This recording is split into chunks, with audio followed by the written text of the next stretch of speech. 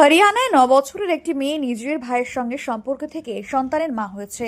ইতিমধ্যেই নেট দুনিয়ার ভাইরাল এই পোস্ট। তবে কিভাবে সম্ভব? আদৌ কি সত্যি ঘটনা না হলে এত ভাইরালই বা হচ্ছে কেন?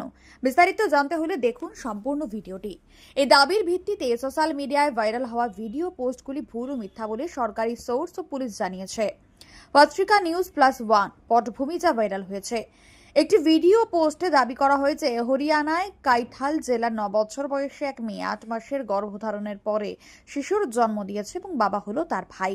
পুলিশও তদন্ত করে এই দাবিটিকে পুরোপুরি ভুল বলে ঘোষণা করেছে। তদন্তে জানা গেছে যে কোনো বাস্তব ঘটনা ঘটেনি এবং এই ভিডিওটি আসলে অনেক আগের, মার্চ ২০২৫-এর।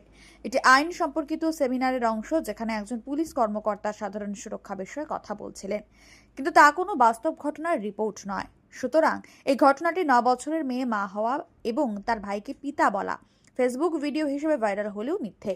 পুলিশের সংবাদ মাধ্যমের যাচাই অনুযায়ী কোনো এক ধরনের মামলা ও ঘটনার সত্যতা পাওয়া যায়নি হরিয়ানার ক্যাথল জেলার বা অন্য কোথাও।